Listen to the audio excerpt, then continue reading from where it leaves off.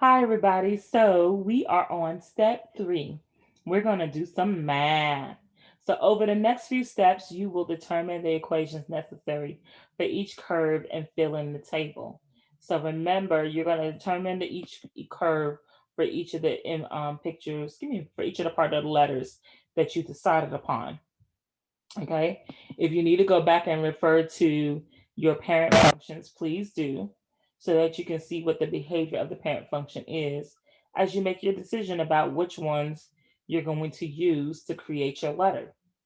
Remember that you have to use a radical and a rational at minimum, right? And then any other two. All right. So remember, all the functions have the same general setup, so some categories may not apply to all functions. If that is the case, you're just going to write NA. You must check in with your teacher at this point when you're filling in your table. So let's come down here and let's load the table. Okay, so you can see what it looks like. And so here, this is the first part. You are going to actually, when you get to working on your decimals, you're going to actually insert your decimal link here. Your table information, when you define your key features and find your A, H, and K, this is where you're going to put all your answers in the table for me to look at the math. You're going to choose, remember, two other functions that you're going to do it for, a quadratic and a linear function. For me, that's the ones that I chose.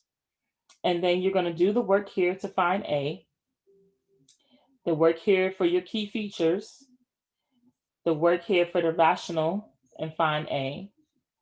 Again, the work here for the key features of the rational function. And then you have a radical system and a rational system. Those are the things that we're going to be doing over the next few, like a week and a half. You're going to be completing this like over a week and a half. So today we're really going to focus on just the radical function. We're going to actually focus on filling in this table and writing our radical function. Okay.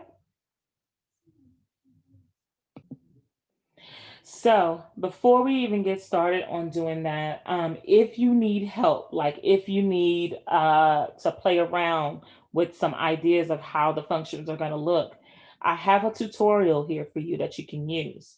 Remember, one of your functions is a rational, one is definitely a radical, right? And here's the video that I'm recording right now. It's going to go right here. These tutorials are ones that you can use to help you play around with the functions to see how the behavior is. So you can open this up and you just need to follow the directions on the left hand side so that you'll be able to play with the functions, play with the A, the H, and the K to see what's happening. I give you directions on the left hand side to help you figure it out. Okay. And I also teach you how to restrict the domain.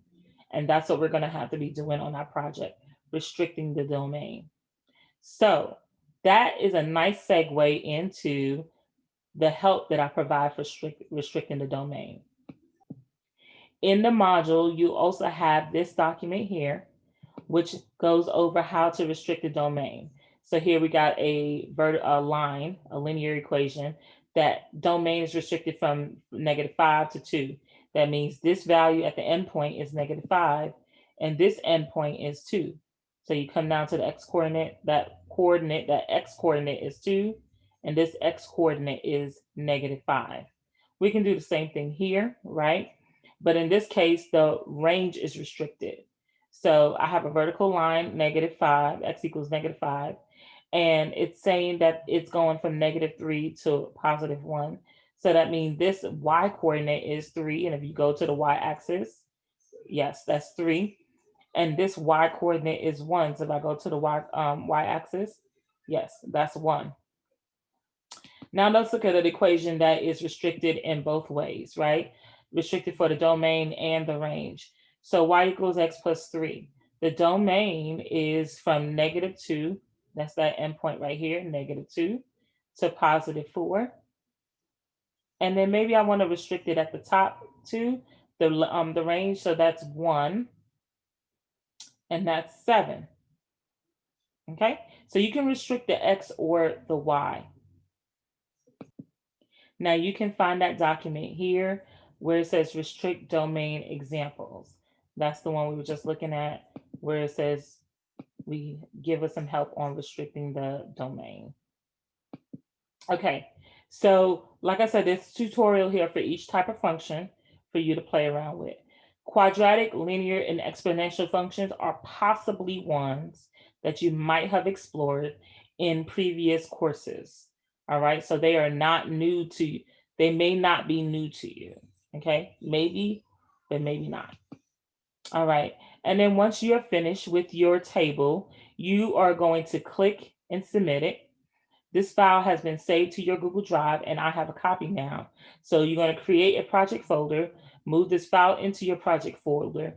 And each time you update this file, each time you update this sheet right here, you are going to hit submit for each update. So it will update my copy. Okay.